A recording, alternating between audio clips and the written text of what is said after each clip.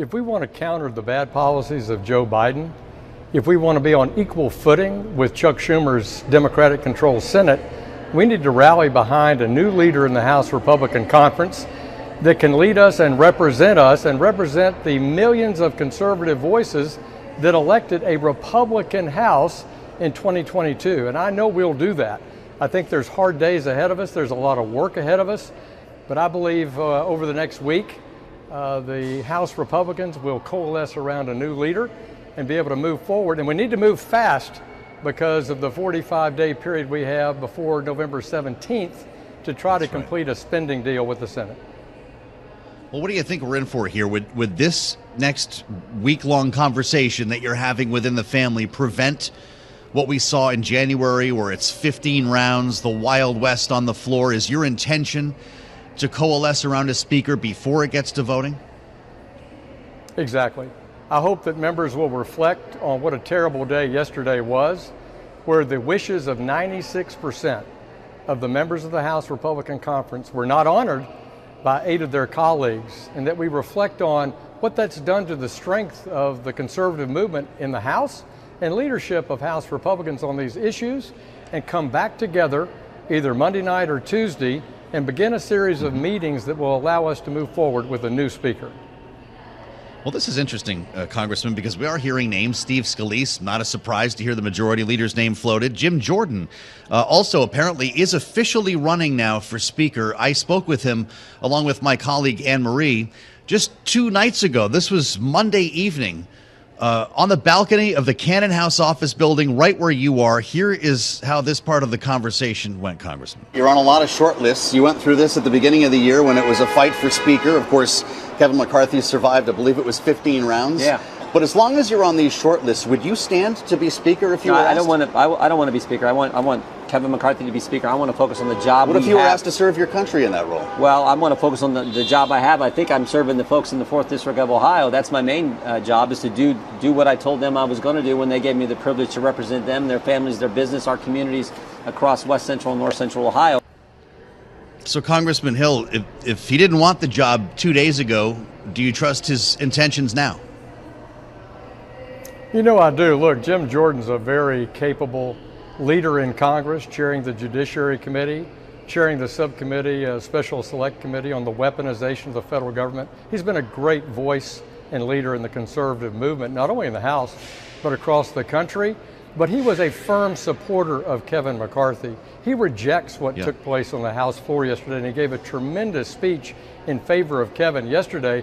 But yesterday was yesterday, and we now need to think about the future. Would you vote for him for Speaker? I think he's an eligible candidate for Speaker. Personally, I'm waiting over the next few days. I want to hear from my colleagues, talk to my colleagues, because we have a tough decision to make. We need a leader to carry us through the next election, which is a presidential election, and counter this Joe Biden agenda and make sure all the Republicans in the House are on the same page, Joe. We have a lot of work to do, and we don't have time for any more shenanigans like we've had this year. Well, we heard some pretty flowery language on the floor yesterday when it came to describing the intentions, motivations of Congressman Matt Gaetz. Now that this has happened, there's been talk of expelling him from the Republican conference. I don't know how exactly that would work, Congressman. What's going to become of the gentleman from Florida now?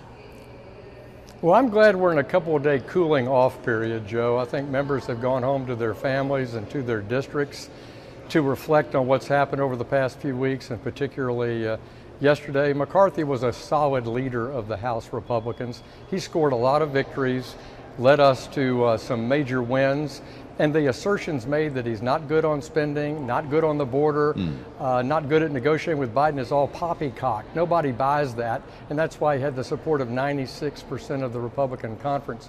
So that's why I think you need to have people reflecting over this weekend and coming back together next Tuesday for a family conversation about where to go forward. Well, nothing would keep, I'm assuming, Congressman Gaetz from doing this again if the next speaker, for instance, were to put up a CR and maybe get some Democratic votes. I guess I'm just curious, do you think he should be in the family? Should he be serving on committees as a Republican member? I think this is for the conference to decide. Look, if people say they want a speaker to lead us, that they'll buy into and keep and pledge allegiance to in the most positive sense, not in a dictatorial way, but we'll work together to counter the Biden agenda going into a presidential election year and let that speaker, that woman or that man serve until after the election in 2024. I think that would give confidence to people to support a speaker. Let's lead the charge, and then we can revisit who the Speaker of the House is, the Republican leader, after the election in 2024. We need some certainty here in our leadership.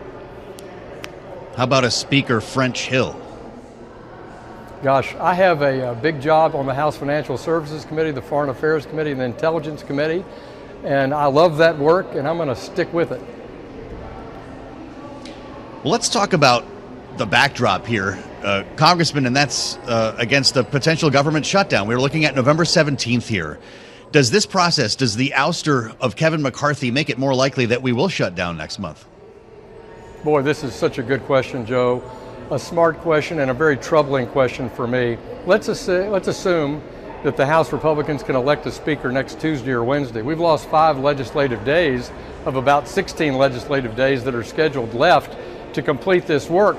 One of the assertions by the rebels in Matt Gaetz' corner were, well, we're not getting the spending bills done on time. Well, guess what? Ejecting the speaker makes that even tougher because you can't go to the House floor and do any business of the House without a speaker decided.